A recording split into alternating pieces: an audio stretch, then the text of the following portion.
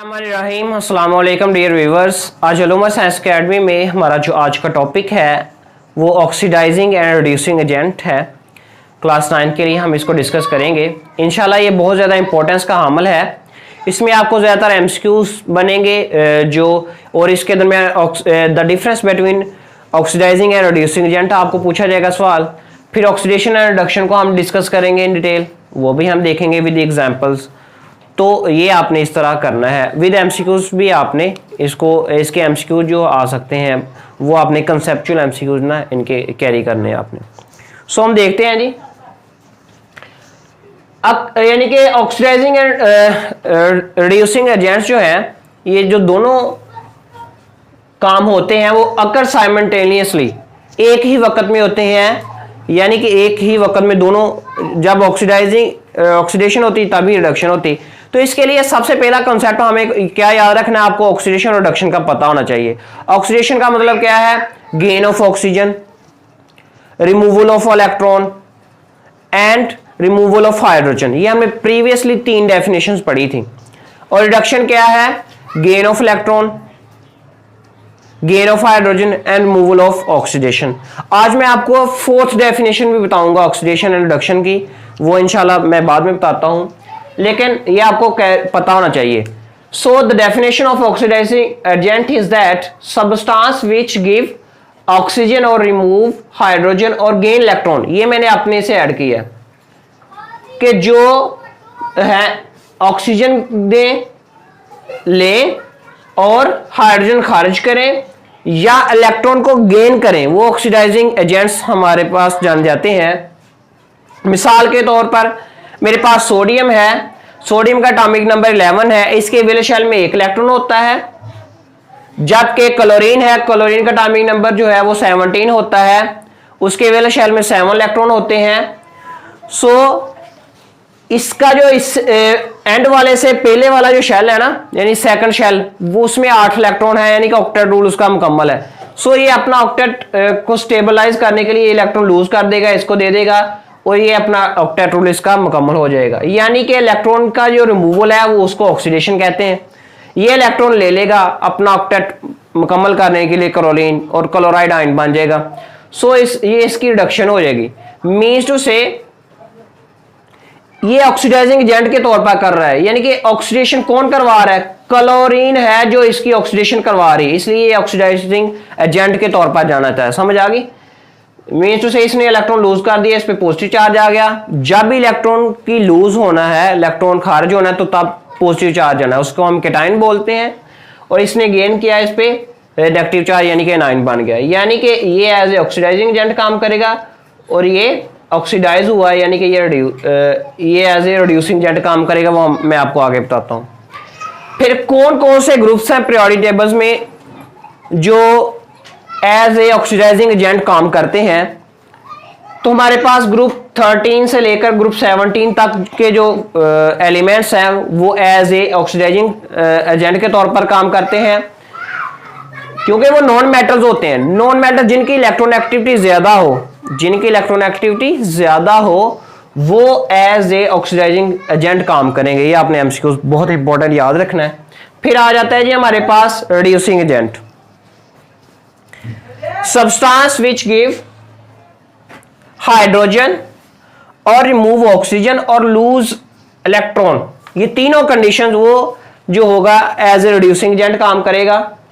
So metals हमारे पास ज्यादातर कौन सी चीजें हैं पीरियोडिक टेबल में जो एज ए रिड्यूसिंग एजेंट काम करती हैं? So metals act as reducing agents, यानी कि मेटल्स क्योंकि इलेक्ट्रोपॉजिटिव होती हैं, उनके इलेक्ट्रॉन एक्टिविटी बहुत कम होती है, तो जो इलेक्ट्रोपॉजिटिव एलिमेंट्स होते हैं वो एज ए रिड्यूसिंग एजेंट्स के तौर पर काम करते हैं। ये आपने ये भी बात अपने पल्ले बांध लेनी है, आपने भूलना नहीं है। ठीक हो गया?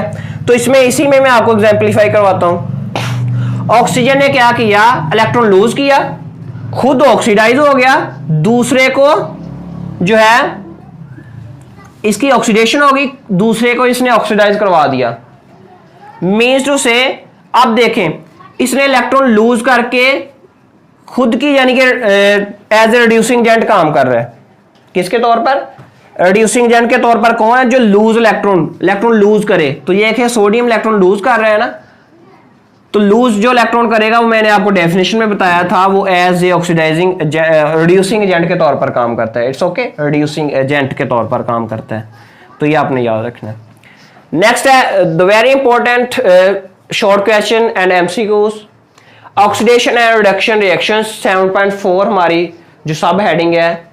सो उसमें हम इसको कलेक्टिवली रिडॉक्स भी बोलते हैं। कलेक्टिवली हम इसको, हमारे पास आपने 2 पॉइंट्स याद रखने, यानी कि redox red from reduction and ox from oxidation, ये टर्म्स इससे लिया गया, रिडॉक्स इसको बोलते हैं हम।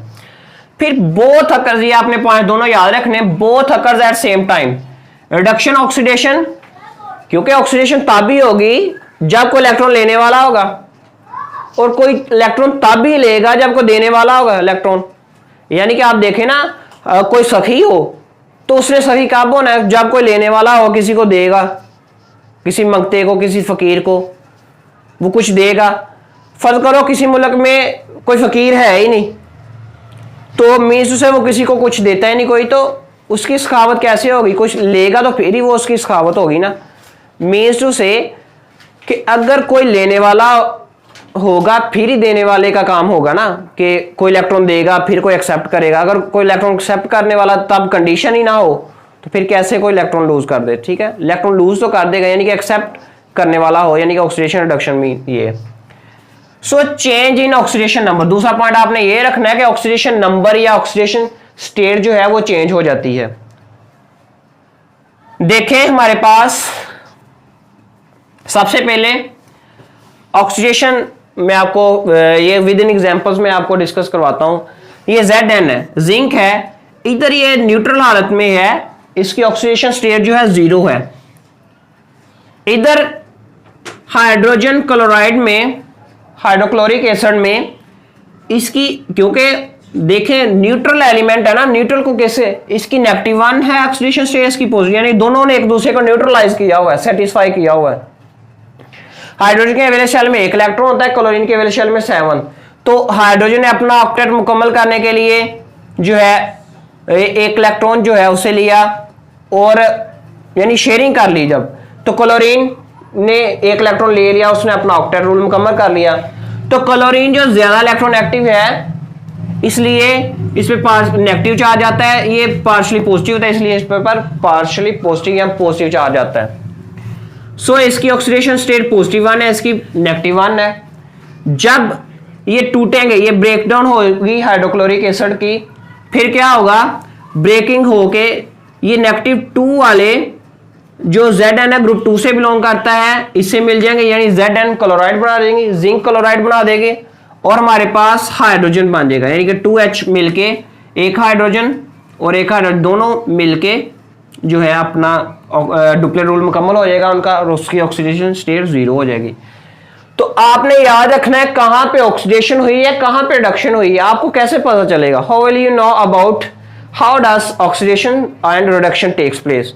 सो इफ ऑक्सीडेशन नंबर इंक्रीज और डिक्रीज का मैं आपको बताऊं, ये लेट्स सपोज ये 0 है, इसकी दाएं जानब आपके पास पॉजिटिव नंबर्स हैं, और इसकी लेफ्ट जानब हमारे पास नेगेटिव है। ये 0 है, +1 +2 +3, इधर को आए +-1 -2 -3, यानी कि समझ लिया कि इस ये इंक्रीजिंग है, ये डिक्रीजिंग है।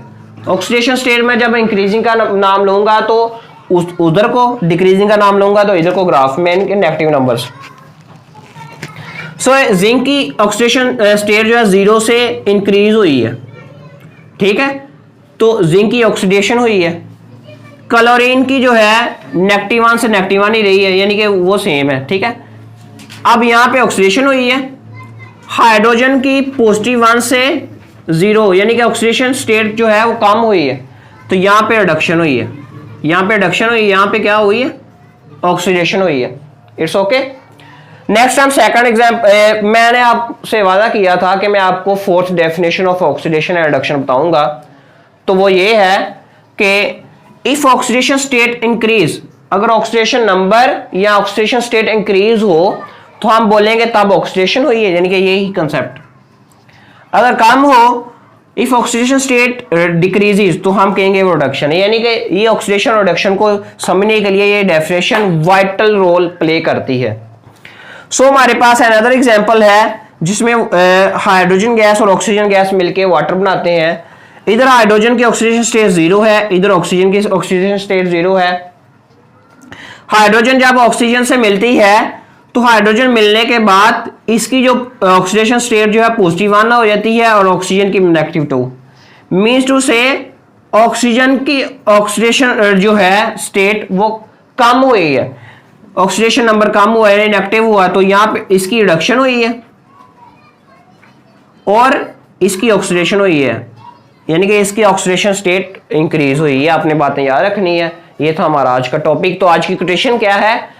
घबराए नहीं, साजिशें भी उनके खिलाफ होती हैं जिनमें कोई खास बात हो। तुगलक ड्रामा किसी ने देखा होगा, आप फॉलो करते होंगे, दुनिया में बहुत ज्यादा टॉप ट्रेंड पे जा रहा है। तो वो बहुत ही मोटिवेशनल और इस्लामिक ड्रामा है जो कि ट्रूली एक हिस्ट्री, मुस्लिम हिस्ट्री पे बनाया गया है, जिससे हमें बहुत जोशो वलवला मिलता है, जिससे हमें बहुत कुछ सीखने को मिलता है। सो अगर आप उसको फॉलो करेंगे तो आपको बहुत सारी मोटिवेशन, आप मोटिवेशन स्पीकर से भी सुपर डुपर आपको मिलेगा वहां से जो चीजें हैं ना, आप उसको फॉलो करेंगे। सो उसके जो कॉन्सेप्ट्स है, उसकी जो कोटेशंस है, उसको अपने अपने दिल पे लगती हैं, वो रूह पे आती हैं। तो उसका कहना यह है कि हासिरीन भी उसी के होते हैं जिसमें कोई खास बात हो, और भाई कोई नॉर्मल बंदा को जिसमें आने की करतूत ना हो, जिसमें कुछ काम करने की अटेम्प्ट ना हो, जिसमें कोई हुनर ही ना हो, उसके पीछे क्या कोई हसद करेगा। देखे ना, मक्खियां भी जो मीठे की तरफ जाती हैं, मीठा हो ही ना तो वहां पे कोई जाना, यानी कि जिसके पास कुछ हो लोग उसी के पास आते हैं। तो मीठों से साजिशें भी फिर उन्हीं के खिलाफ होती हैं। तो सम टाइम जो साजिशें होती हैं ना, वो बंदे को सिखाती हैं, बहुत कुछ सिखाती हैं, वो बंदे को मजबूत करती हैं। और बाज़ का ऐसा होता है, अगर कोई कमजोर बंदा वो साजिशों से जो है वो हार भी जाता है, लोग टांगे खींचते हैं। हमारे पाकिस्तान में ट्रेंड ये है कि ये सपोर्टिव नहीं है। कुछ चंद एक बंदे हैं जो बहुत ज्यादा इल्ला माशाल्लाह हैं, बहुत, क्योंकि 5 उंगलियां बराबर नहीं है, वो सपोर्ट करते हैं, लेकिन हर बंदा जो है वो इस तरह का नहीं है। Thank you, Allah Hafiz.